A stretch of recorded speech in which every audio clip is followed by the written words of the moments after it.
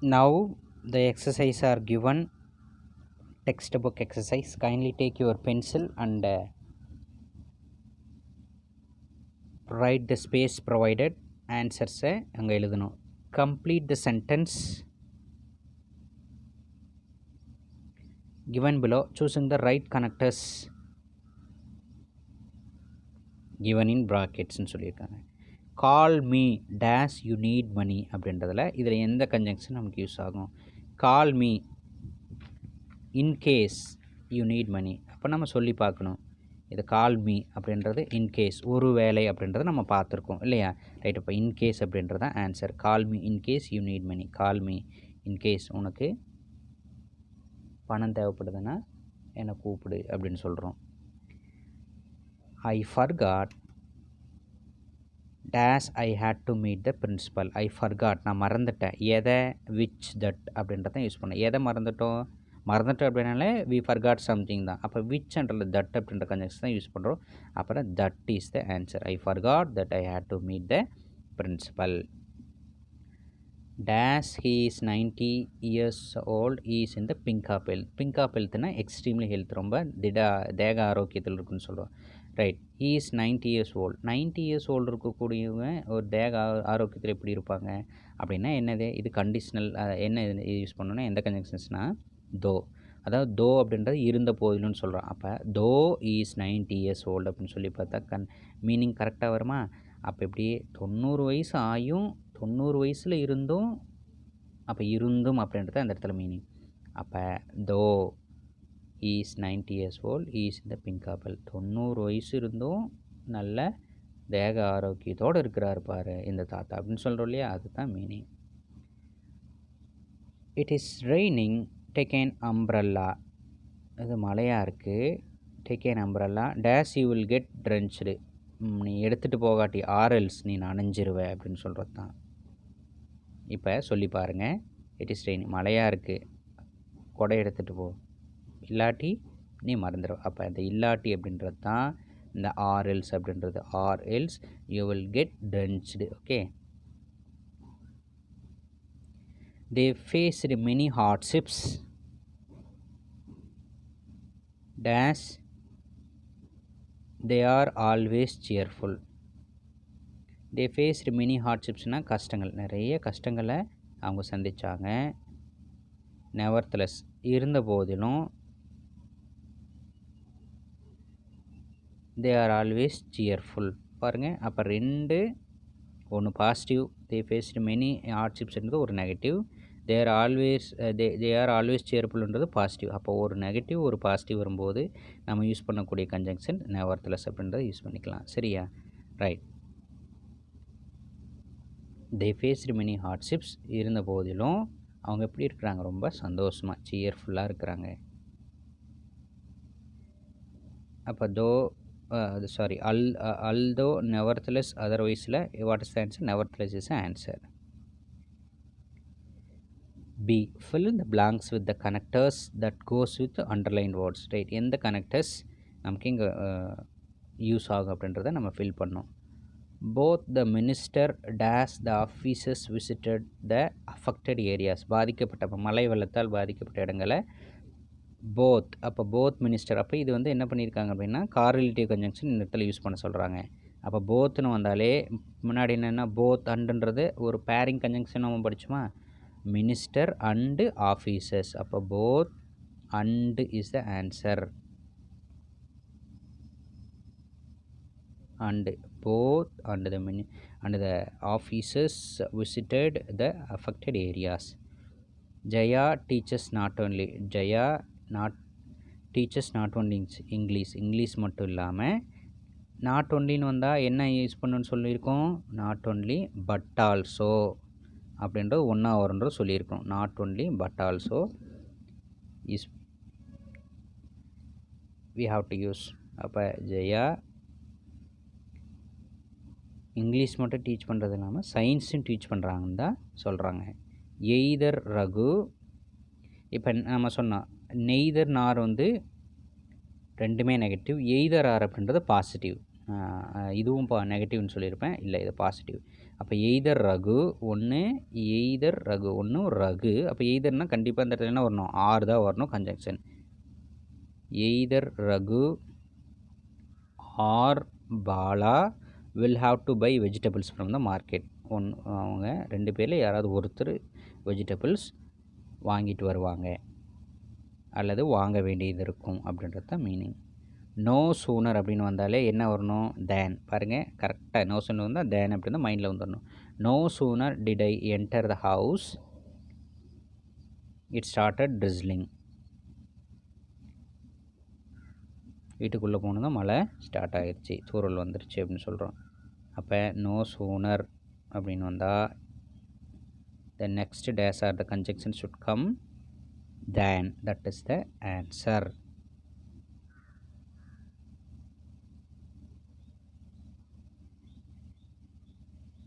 Combine the pairs of sentences using appropriate connections. So look here, there are the two types of two sentences given here. சரியா, 2 sentence கொடுக்குறாங்க. இந்த 2 சென்டென்ஸை conjunction appropriate conjunction use பண்ணி single சென்டென்ஸாக நம்ம மாற்றணும். சரியா, right. we came late, we did not miss the train. நாங்கள் லேட்டாக வந்தோம், ட்ரெயின் மிஸ் பண்ணல. அப்போ ரெண்டுமே நெகட்டிவ் தான். அப்போ ரெண்டுமே நெகட்டிவ் அப்படின்னு நம்ம என்ன பண்ணுறோம், we came late. அப்போ எப்படி எழுதிக்கலாம், though we came lateன்னு எழுதிக்கலாமா? அப்போ though we came late, இப்போ இந்த இடத்துல though யூஸ் பண்ணோம். நாங்கள் லேட்டாக வந்த போதிலும் என்ன பண்ணல, ட்ரெயினை வந்து மிஸ் பண்ணல. அப்போ though போட்டோம்னா டி கேப்ஸ் போட்டால் அப்போ we cameல வீயில் வந்து ஸ்மால் டபுள் யூஸ் பண்ணலாம். we came late அப்படின்னு எழுதி ஃபுல் ஸ்டாப் எடுத்துடணும். ஏன்னா சென்டென்ஸை ஒன்று சேர்த்துறோம். though we came late, comma இந்த டபுள்யூ ஸ்மால் லெட்டராக மாற்றிடணும். we did not miss the train. இப்போ நாங்கள் லேட்டாக வந்தோம், என்ன மிஸ் பண்ணல, ட்ரெயினை மிஸ் பண்ணல. they checked the packet twice. 2 time அவங்க பேக்கெட்டை செக் பண்ணாங்க. Then sealed it and sealed it. இப்போ ஒரு ப்ராசஸ், அடுத்தடுத்து நம்ம ப்ராசஸ்க்கு நம்ம என்ன பண்ணுறோம், யூஸ் பண்ணுறோம் இல்லையா, ரைட். எதை யூஸ் பண்ணுறோன்னா அண்டு யூஸ் பண்ணுறோம். ஸோ அப்போ இந்த இடத்துல நம்ம என்ன யூஸ் பண்ணுறோம் அப்படின்னா and is the conjunction.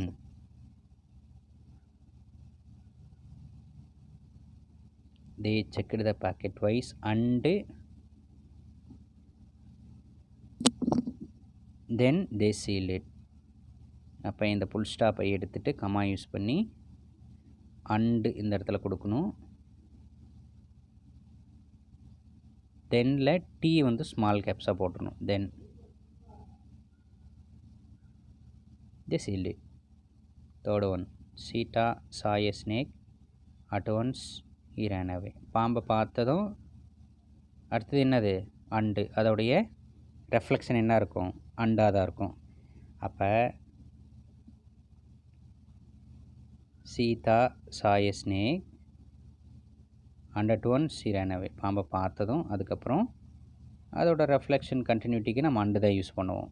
So the conjunction is and. Sita saw a snake and at once she ran away. அப்போ அந்த அட்டில் ஏ வந்து என்ன பண்ணி ஸ்மாலாக மாற்றிக்கணும், and at once she ran away.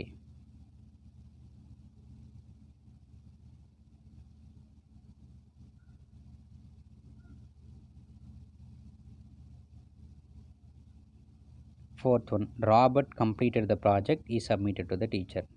Right, இதுவும் அதோடைய ரெஃப்ளெக்ஷன் தான் வருது, அடுத்தடுத்து வரக்கூடிய நிகழ்வுகள் தான். So the fourth one, Robert completed the project. Robert ப்ராஜெக்டை கம்ப்ளீட் பண்ணிட்டாரு. ப்ராஜெக்ட் கம்ப்ளீட் பண்ணோடனே அடுத்த ஆக்ஷன் என்னவாக தான் இருக்கும், அதை சப்மிட் பண்ணுறது தான். So Robert completed the project and he submitted to the teacher. அப்போ சென்டென்ஸ் என்ன ஆயிடுச்சு, ஒன்று ஆயிடுச்சு. இந்த ஃபுல் ஸ்டாப்பை எடுத்துரு, இந்த ஹெச்சை ஸ்மாலாக மாற்றிடு. Yusuf was running high temperature, he could not take part in the competition. இது ரீசனை சொல்கிற மாதிரி வருது. சரியா, ரீசனுக்கு வந்து நம்ம என்ன பண்ணுவோம், ஆஸ் யூஸ் பண்ணலாமா, ரைட். அதாவது ரீசன்னா இண்டிகேட் காஸ் ஆர் ரீசன். அப்போ as Yusuf was running high temperature he could not take part in the competition எழுதலாம். அல்லது யூசப் வாஸ் அதன் காரணமாக, எதனால் வந்து காம்படிஷனில் அவனால் பண்ண முடியல, கலந்துக்க முடியலன்னா running high temperature means fever தான். அப்போ Yusuf was running high temperature and so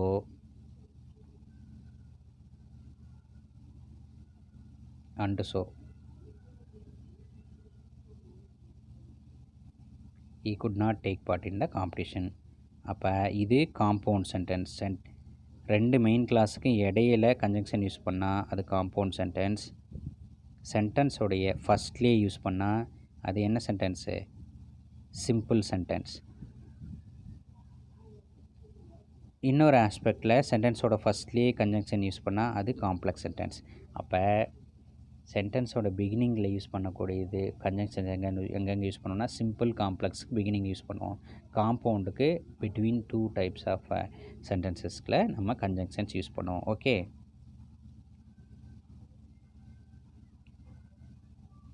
D tick the correct linker. Though he was honest he was punished. ஹானஸ்ட்டாக இருந்த போதிலும் அவன் பனிஷ் பண்ணப்பட்டான். இதான் answer. Walk carefully otherwise you will fall down. இல்லாட்டி நீ கீழே விழுந்துருவ, குழியில் விழுந்துருவ. மை மதர் கால்டு மீ அப்பொழுது while I was playing football. நான் ஃபுட்பால் விளையாண்டுட்டு எங்கள் அம்மா கூப்பிடும்போது. My salary is low. என்னோடய சேலரி கம்மியாக இருந்த போதிலும் I find the work interesting. நான் இன்ட்ரெஸ்டிங்காக வேலை செஞ்சேன். The passengers rushed to board the bus as soon as it arrived. Bus வர ஏறினாங்க அப்படின்றது தான். சரியா? ரைட்.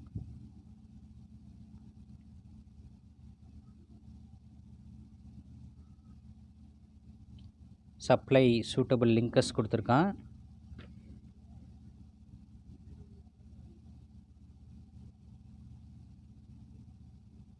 ஃபஸ்ட் டேஸ்க்கு when,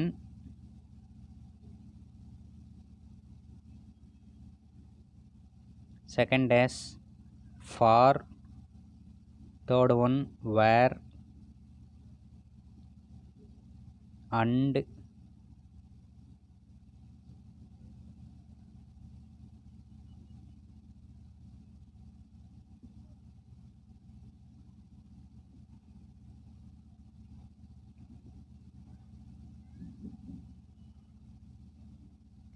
for, next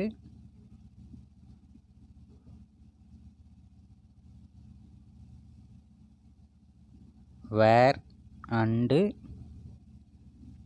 died. Okay, right, come down.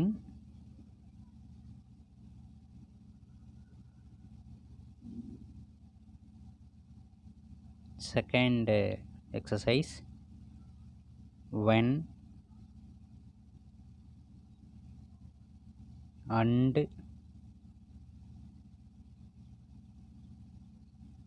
while so. Third one, and moreover or and also.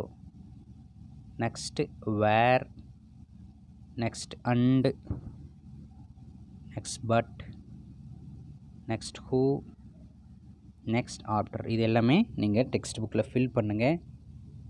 இந்த conjunctions, அதோட functions, நான் அந்த லிங்க் பண்ணது எல்லாமே கொடுக்கக்கூடிய ஹோம்ஒர்க்கை கரெக்டாக ஃபாலோ பண்ணி எழுதுங்க. ஒவ்வொரு டைமும் சொல்கிறது தான், ஹோம்ஒர்க்கை கரெக்டாக எழுதி அனுப்புங்க. நான் ஒவ்வொருத்தருக்கும் ஃபோன் பண்ணிகிட்டு இருக்க முடியாது. சரியா? நீ ரெஸ்பான்ஸ் பண்ணக்கூடிய அத்தனையும் நோட் பண்ணி வைப்பேன். டெஃபினட்டாக கிளாஸ் ரூமில் டிஸ்கஸ் பண்ண. Okay, right. Thank you. We will meet in the next video.